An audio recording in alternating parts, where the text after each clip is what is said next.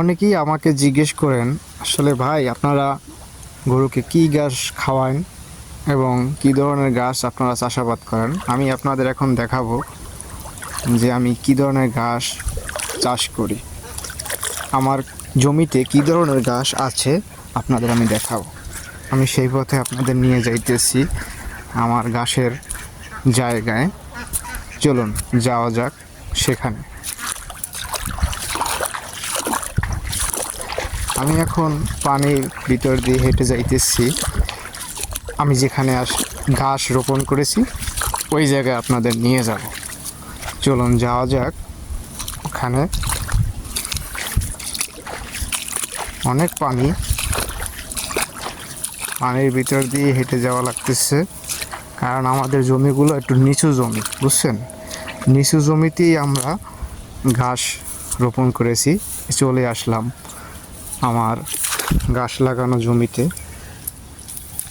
আর দেখেন এটা হচ্ছে কি পরিমাণ পানি। হ্যাঁ, পানির ভিতরে আমরা অজানা হাইব্রিড গ্যাসের কাটিং রোপণ করছি। অজানা হাইব্রিড গ্যাস, এই দেখুন অজানা হাইব্রিড গ্যাসের কাটিং রোপণ করছি। এখানে কিন্তু বেশ অনেক পানি, হ্যাঁ অনেক পানি। সেই পানির ভিতরে অজানা হাইব্রিড গ্যাস রোপণ করেছি। আসলে কি, গরুর খামার করতে গেলে সর্বপ্রথম যে কাজটি করতে হয় সেটি হলো এই ঘাসের ব্যবস্থা করা।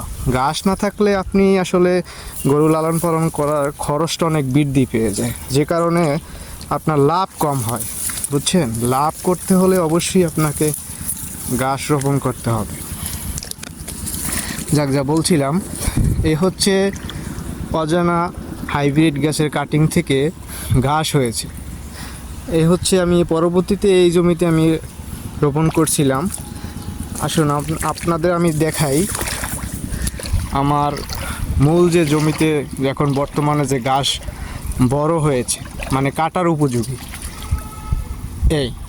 এখানে দেখেন, এখানে কিন্তু প্রচুর পানি, প্রচুর, চারদিকে প্রচুর পানি। এই পানির ভিতরেই আমি অজানা হাইব্রিড গ্যাসের কাটিং রোপণ করছিলাম।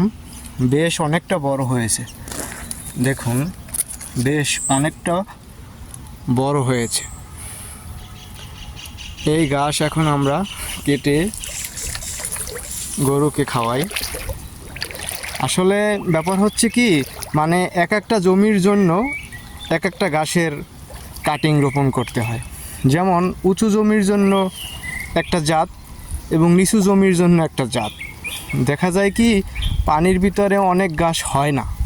হ্যাঁ, আবার মনে করেন পানির ঘাস যদি আপনি উঁচু জমিতে লাগান সেখানে ভালো ফলন পাবেন না। আপনি ভালো ফলন পেতে হলে আপনার ঘাসের জাতটা নির্ধারণ করতে হবে। সেক্ষেত্রে আপনার যাচাই বাছাই করতে হবে কোনটা ভালো হয়। আমি আমার পানি জমি দেখে সেখানে আমি এই অজানা হাইব্রিড ঘাসের কাটিং রোপণ করছি।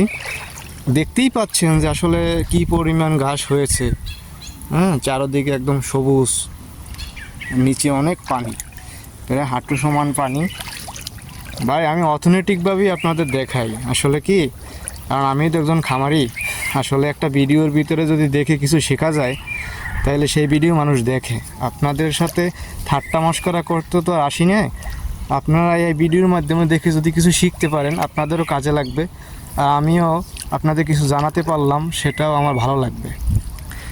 এই দেখেন আমি নতুনভাবেই আমি শুরু করছি। এই একটা আবার প্লটে আমি এই নতুন কাটিং রোপণ করছি। এই 2 সপ্তাহ হয়েছে, এখন কাটিংগুলো বেশ ধরেছে এবং বিষের মতন দেখেন কতগুলো কোষ ছেড়েছে। আসলে আপনারাও এরকম রোপণ করলে অনেক হবে এরকম কোষ। এই অঙ্কুর থেকে এই যে দেখেন কতগুলো অঙ্কুর ছেড়েছে, এই একটা শাখা থেকে কতগুলো অঙ্কুর ছেড়েছে, দেখতেই পাচ্ছেন। আপনারা রোপণ করলে আপনারাও এর ফলাফল পাবেন। দেখা হবে অন্য কোনো ভিডিওতে। আপনারা কমেন্ট করে মতামত জানাবেন এবং আমার এই ছোট পরিবারের সদস্য হবেন, ফলো করে আমার পাশে থাকবেন। আপনারা সাপোর্ট না করলে আমি সামনে এগিয়ে যাইতে পারবো না, তাই দয়া করে সাপোর্ট করবেন আমাকে।